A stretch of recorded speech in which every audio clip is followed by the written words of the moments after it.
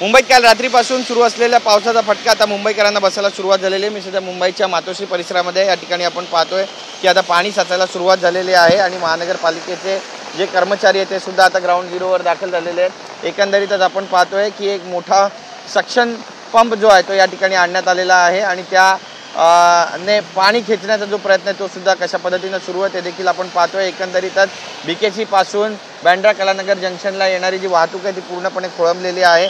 वाहनांच्या लांबच्या लांब रांगा लागलेल्या आहेत आणि या 1 ते 1.5 किलोमीटर परिसराला क्रॉस करण्यासाठी जवळपास अर्धा तासापेक्षा जास्त वेळ लागत असल्याने मुंबईकरांचे पुरते हाल झालेले आहेत। महानगरपालिकेचे कर्मचारी आहेत ते युद्ध पातळीवर पाईप टाकून हे पाणी सक्शन करण्याचा प्रयत्न करतायत, मात्र लो लाईन परिसर आहे आणि त्यामुळे आपण पाहतोय कशा पद्धतीने या ठिकाणी पाणी साचतंय। पाणी साचल्याचा जो फटका आहे तो आता नागरिकांना बसू लागलेला आहे। मुंबईचा बँड्रा बीकेसी परिसर असू द्या, त्यासोबतच जोगेश्वरी माटुंगा असू द्या किंवा कुर्ला बीकेसी असू द्या, या सगळ्या ठिकाणी मोठ्या प्रमाणामध्ये सकल भागामध्ये पाणी साचायला सुरुवात झालेली आहे। महानगरपालिकेचे कर्मचारी तर तैनात आहे, पण त्याचा जो फटका आहे तो सर्वसामान्य मुंबईकरांना बसतो। आपण पाहतोय की या पाण्यातून माग काढताना गाड्यांचा जो वेग आहे तो सुद्धा मंदावलेला आहे। सकाळपासूनच पावसाची जी जोरदार बॅटिंग आहे ती मुंबईमध्ये अनुभवायला मिळते।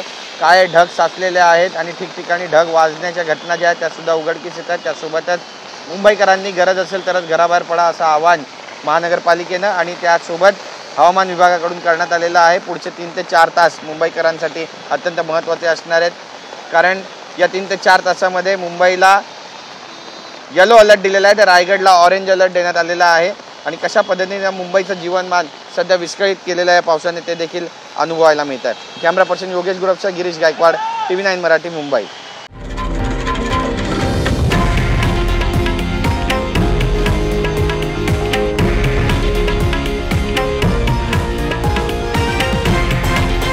हे आहे देशातील नंबर 1 न्यूज नेटवर्क आणि आपण पाहत आहात TV9 मराठी, एकमेव।